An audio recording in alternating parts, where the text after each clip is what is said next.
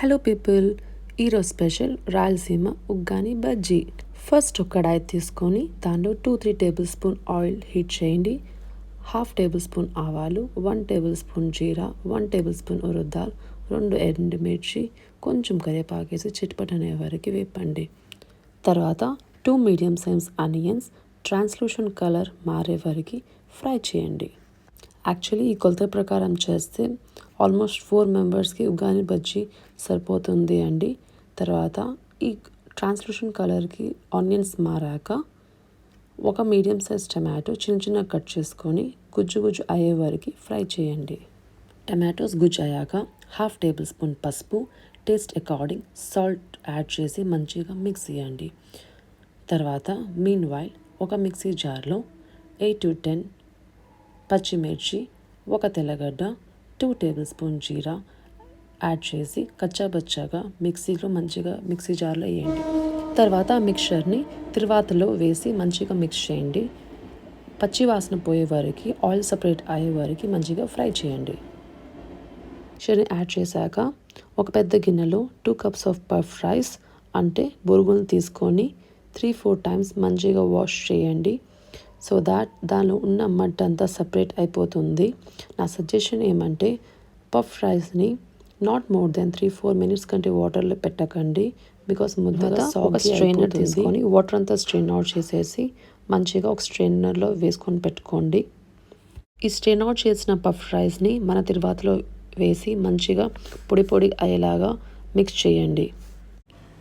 Actually టేస్ట్ని balance చేయడానికి by chance ఉప్పు కారం ఏమైనా ఎక్కువైందనిపిస్తే ఒక జార్లో పుటానీ పప్పులను వేసుకొని మంచిగా స్మూత్గా పౌడర్ గ్రైండ్ చేసుకోవచ్చు.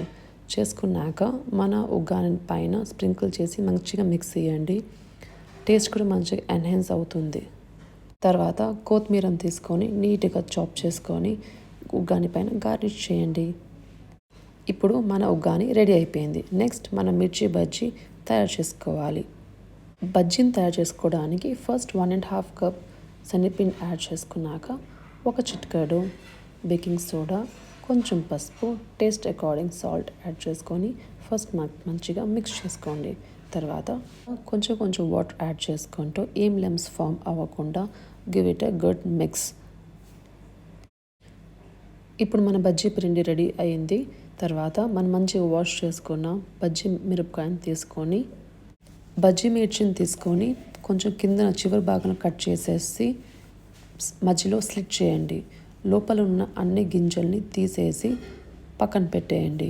సో దాట్ మనకి స్టఫింగ్కి కొంచెం ఈజీగా ఉంటుంది. ఇట్లా అన్ని మిరపకాయలకి స్లిట్ చేసి అన్ని పక్కన రెడీ చేసుకొని పెట్టుకున్నాక ఒక జార్లో పుటానీ పప్పుల్ని యాడ్ చేసాం కదా, ఆ పౌడర్ గ్రైండ్ చేసిన స్మూత్ మిక్చర్ 2 టేబుల్ స్పూన్ తీసుకొని దానిలో 1 టేబుల్ స్పూన్ జీలకర్ర పొడి, మీకు ఇష్టమైతే కొంచెం ఆమ్చూర్ పౌడర్ కూడా యాడ్ చేసుకొని మంచిగా మిక్స్ చేసుకొని పక్కన పెట్టుకోండి. ఈ మిక్చర్ని మంచిగా మిక్స్ చేసుకొని మనం ఆల్రెడీ కట్ చేసి పెట్టుకున్న మిర్చి బజ్జీలోకి దానిలోకి నీట్గా స్టఫ్ చేసుకొని పక్కన పెట్టుకుందాం. ఈ మిక్చర్ ఆల్మోస్ట్ 10 to 12 బజ్జీలకి స్టఫ్ చేయడానికి సరిపోతుంది అండి. తర్వాత ఒక కడాయిలో ఆల్మోస్ట్ 500 ml ఆఫ్ ఆయిల్ మంచిగా హాట్ అయ్యే వరకు వెయిట్ చేసుకుందాం.